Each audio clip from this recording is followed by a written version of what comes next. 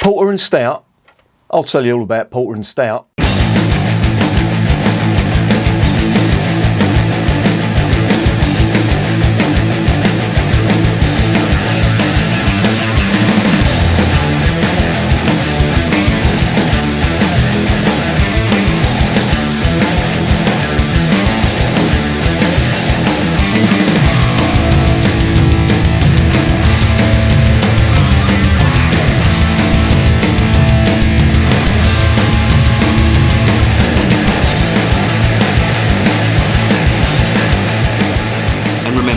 Life is too short to be drinking shitty beer.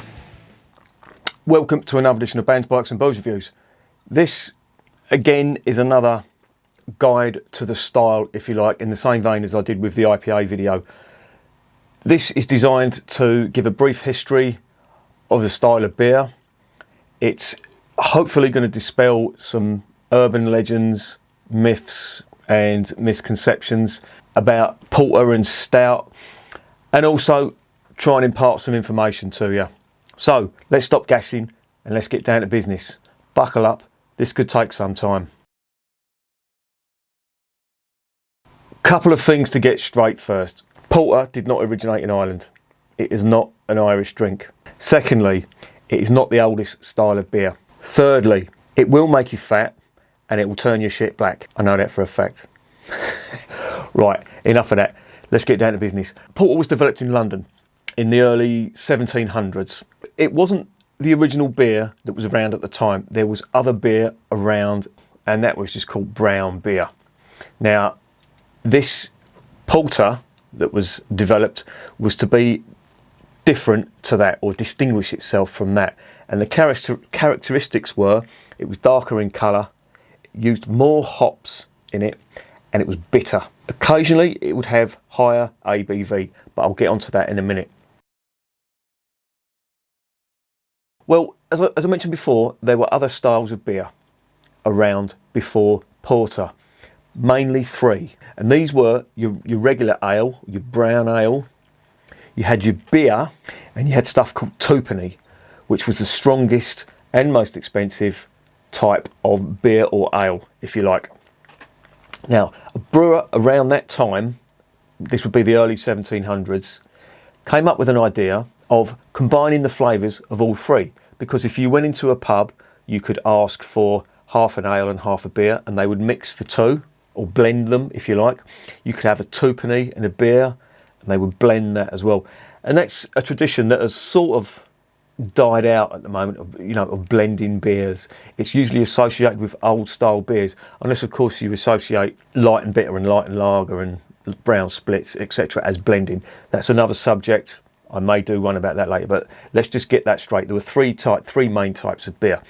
And then, as I said, this Harwood fellow, he came up with the idea of brewing a beer that would combine all three tastes.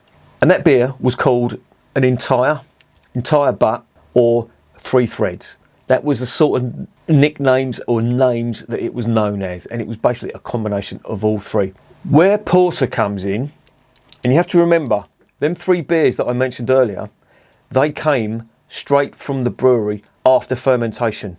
They weren't allowed to mature. The secondary fermentation, or the maturing of the beer, was done in the barrel by the landlord. And you could ask for a pint of stale or a pint of fresh. Now, stale doesn't have the same connotation as the name has now. That would have been beer that had been matured a bit more. The stuff that was fresh was basically newly fermented beer. And the two obviously tasted different, and you would ask for them by name. Porter was the first one, as I say, to be matured in the brewery, and it would come to the pubs ready to drink. There was no fermentation process in the pub by the landlord. You couldn't get a pint of stale porter, you couldn't get a pint of fresh porter. It was all the same, it was ready to drink. And this became very popular indeed. So much so, such as the big brewers, such as at the time, Truman and Whitbread, the two big London brewers, and a couple of other smaller London brewers started brewing this porter. Now, this porter came about at the time of the Industrial Revolution, and there were lots of advancements in this brewing technique that is still used today. So porter, if you like, was the birth of modern brewing, or birth of modern brewing techniques, certain techniques at least. And how this worked was they would use stuff like a thermometer to get consistent temperatures to produce consistently flavoured beer. They would use hydrometers, which would measure the ABV and the volume, the alcohol by volume. Now, speaking of the ABV on these beers, these porters, they were quite strong. Some of them were as strong as 6.6%. Now, that for that time, that is quite strong for a beer. Hence the reason they became popular. And they were popular in the 1700s. Cue the Napoleonic Wars. Britain went to war with France, Napoleon's army, and that cost a lot of money. So the government, as well as taking loans from certain big banks, they introduced what we know today as taxation. This was the birth of taxation, the Napoleonic Wars. And what happened was goods and services were taxed. Beer was taxed as well. Beer was no exception. And the higher the ABV on the beer, the more you got taxed. And of course, brewers don't like being taxed. It eats into their profits. So what did they do? They lowered the ABV of these porters. And what happened was the terminology for these porters was changed to give you an indication of the ABV, or the alcoholic strength, of these beers. And these were known as runner. You had the keeping beer, you had running stout, you had keeping stout, you had double stout, extra stout, and at the top of the tree you had imperial stout. The weakest one was called runner. And then you had keeping beer. Now, keeping beer you may associate with old ale, but the principle was the same. Keeping beer, it would mature in the barrel. Sometimes you'd get varying degrees of flavour the longer it was left, etc. You had running stout, highly hopped, keeping stout, more hopped, double stout, etc., etc., going up in strength. And of course at the top you had imperial. This is where the terminology for stout came in. And at the time, I've mentioned this in a couple of my Guinness reviews, stout was an adjective for strong. It wasn't a different type of beer, it just denoted the strength of the beer. Eventually the suffix porter was dropped, so instead of asking for a stout porter or a single stout porter, you just ask for a single stout. Instead of asking for double stout porter, you just ask for a double stout, etc., etc. You get the idea. That went on and it became popular up until the sort of 1850s. And as I said, this technological advance that was brought about by these new brewing techniques introduced by the Industrial Revolution really did get a grip on the brewing process. Now, at the time before that, brewers were brewing beer in relatively small quantities. The popularity of porter and how much needed to be brewed to get it out there introduced the use of mass production brewing. And some of these big porter brewers like Truman and Whitbread used to use massive wooden tuns to ferment their porter in. And these were big tuns. They held about 5 million pints. That's how big they were. So you can imagine what sort of scale they were brewing this porter on. And you'd get a fairly consistent brew with these new techniques of using the hydrometer for the ABV and of course the thermometer for the brewing temperature. And of course these were all top fermented. They were brewed at a relatively high fermentation temperature. They'd also use yeast as well, and it had some French name. For the life of me I can't remember it, but it translates to British fungus yeast, and that was used for porter, and it consistently gave the same results. In 1816, Britain introduced its own purity law, and that dictated that only malt and hops could be used in the brewing of beer. And it was interlinked with this taxation, and it basically said beer could only be brewed with malt and hops, nothing else. Burnt sugar or caramelised sugar, licorice was used, and concentrated wort was used as well, and that would give it the colour that the brown malt, which had been omitted, would give.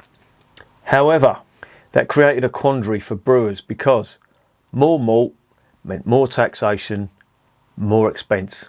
With this introduction of taxation on the amount of malt that was used in beer, the different types of grains and all that were taxed at a different level. Various methods were used to move away from this. So pale malt was obviously cheaper, so that would make up a lot of the grain bill. But again, necessity was the mother of invention, and at the time, one of the brewers was experimenting with kilned malt or roasted barley. And with these new brewing techniques, they found that they could brew their porter with 95% base malt, or pale malt as it was known, and use 5% of this kilned barley, which was obviously taxed at a higher rate than the pale malt. Now, this kilned malt was patented and it was known as patent malt. And that's what gave porter its colour, this roasted malt. And it's still used today, and that's what gives Guinness and all these other porters their colour. And this carried on, and porter was popular. It became one of the go-to drinks for London, not only Londoners, but for people the length and breadth of the country. Because of its popularity with the London porters who worked on the River Thames, i.e. the dockers, etc., the workmen on the River Thames, the lightermen, etc., and the London street porters, who would have been your market traders, your fruit sellers, your costermongers, etc., etc. However, by the 1850s or the 1860s, porter was starting to lose its popularity. With the introduction of these pale malts, as they were known, because they were cheaper, they weren't taxed as heavily as these other, brown malts, etc. They became more popular for use in beers. The colour of beers became lighter and lighter, and these beers started gaining popularity. Now, if you watch my video about India Pale Ale, you'll see how this evolved. The loss of popularity of porter became a bit of a quandary for brewers, and porter was then sold with more malt in it, and it became known as mild, and you could buy mild porter. And if you look at mild now, how it's brewed, it's very, very dark. Mild had its origins with porter. It's basically less hopped, a nice sweeter drink and a lower ABV. And that's how it was sold, and mild became quite popular, more so than porter. Stout was relatively popular, and that continued to be brewed. However, the pale malts and the pale ales had influenced beer so much that most brewers had shifted their production from porters over to the pale beers and the pale ales of the time. Stout was still being brewed, but not as on a big scale as it used to be. And that continued from the 1860s right up till World War One. Now, during World War One, of course, food was in short supply. I don't think there was rationing, but malt was needed for other stuff apart from brewing beer. However, and this is where we flip back to Ireland. Ireland was neutral during World War One, even though they did send hundreds of thousands of soldiers over to fight for the British. The actual country was neutral. And again, you've got to remember, it wasn't independent. It was still part of the British Empire at the time. So what happened? Well, Ireland found that they could still brew the beer, or brew their stout, at pre-war levels. Now, previously, the ABV had dropped in beer. It wasn't as strong as stout, hence the name stout, as I mentioned. But Ireland found they could still brew this strong beer. And this started gaining popularity. And of course, who was the biggest brewers at the time? Well, Guinness was obviously the biggest one. And I'll get a little bit more about Guinness at the end, but Guinness was the biggest one, but you also had Murphy's and Beamish as well, who were brewing stout. Again, war came in 1939. Ireland again remained neutral. However, with the advent of the U-boat threat, food had to be brought over from America, and that was very perilous, and a lot of time it didn't get through. So food was in quite short supply in Ireland at the time, even though it's an agricultural economy. And the production of stout more or less stopped during that time, and in fact I think 1941 it was phased out completely. After the war, of course, Guinness was brewing its stout again, and in Ireland Guinness was the go-to drink, so much so that other brewers had stopped brewing their ales and they were just producing stout. Not much has changed. Guinness is Ireland's most popular drink. It still remains that way today. Stout is what they're drinking. However, the stout they're drinking now would have tasted different to what it was over 100 or nearly 200 years ago. Enter America in the 20th century. Now, stout wasn't really a big drink in America. However, it was brewed in the 1700s in the United States. And it was brewed in the New England area and Pennsylvania area. And it was brewed in a slightly different style. You had the dark colour, of course. That came from a different source rather than the killed malt, and I'll get onto that in a sec. It was also brewed with bottom fermenting lager yeast. Now, why was it done with that? Well, at the time you had a lot of German immigration. Of course, they brought their beers over with them. They introduced lager, but they also introduced the yeast as well, which started to be used to be brewing the porters and the stouts that were brewed at the time. But it also contained some adjuncts as well in American stout, and they used sugar and mainly molasses to give it a sweet flavour. They used maize as well, which again is an adjunct that's still used today in the brewing of beer, usually light beer rather than dark beer. But they did introduce one other thing, and that was called porcine. That was gotten from corn syrup, where it was slowly boiled, the sugar would concentrate, and it would take on the colour and consistency of a caramel. That was added to porter. It gave it a flavour and it gave it the colour as well. And Anchor Steam Brewery, do you remember them? I spoke about them in the IPA video. They started brewing porter, which you can still buy today. They started brewing that in the 70s, sort of 72, around 72, 74. Now that was quite a bold move, because at the time lager was king in America. But Anchor were quite a revolutionary brewer in the United States at the time. They introduced what is now known as the first West Coast Pale Ale, and they also introduced or reintroduced porter. And it still remains popular today. And of course, in America, the craft brewing industry has just gone mental, brewing porters and stouts. Let me switch the clock back to the 1700s, and I'll give you a little insight into imperial stout and imperial porters, how they came about. As I mentioned, stout at the time was very, very popular. Stout and porter was hugely popular among the population of the United Kingdom. And they found it travelled well. There are records of Captain Cook on his ship, HMS Endeavour, and they were drinking porter out of a barrel that was a year old. And in their words, it tasted excellently good. So they knew that they could export this stuff and it would keep. For some reason, the Russian Imperial Court and the Baltic states of Estonia, Latvia, Lithuania, etc., they had a taste for this porter. And of course, Britain couldn't get enough stuff out the door. Now this was the Imperial Porter. This was high ABV, quite highly hopped, very bitter, very strong. And it was great. The Russians loved it and the Baltic states loved it as well.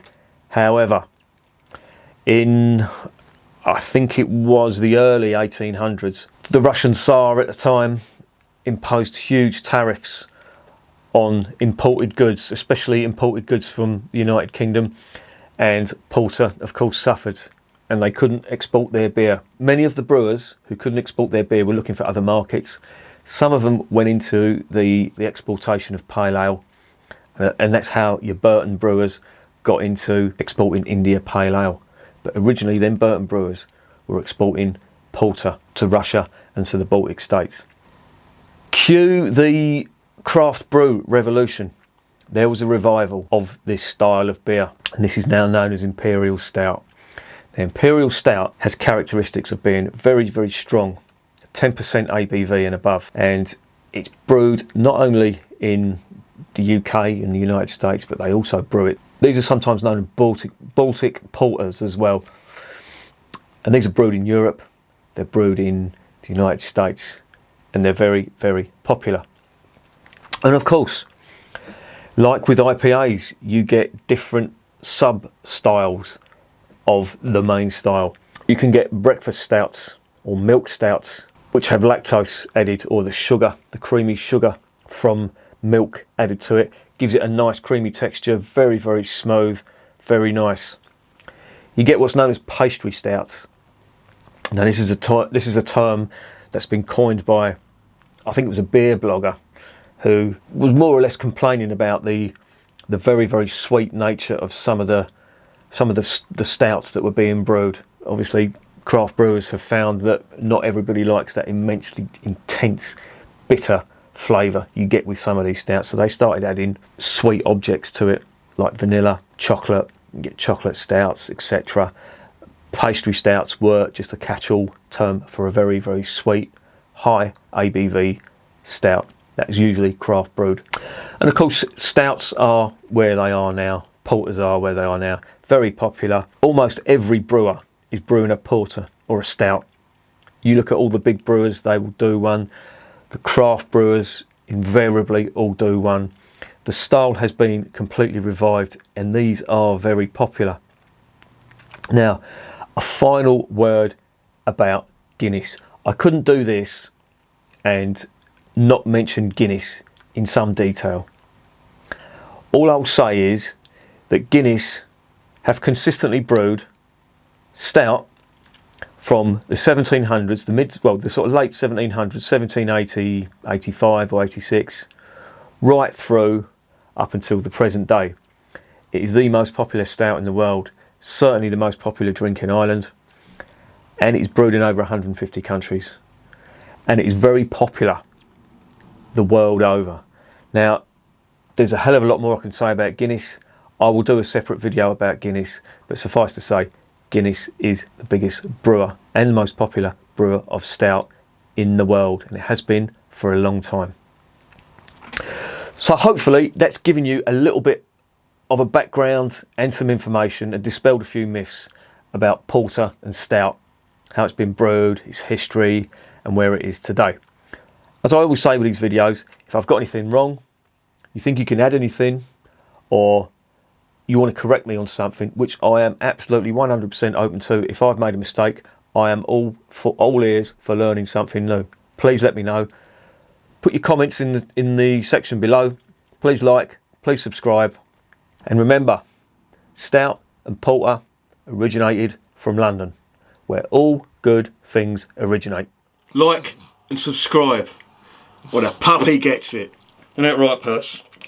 Yeah, get off.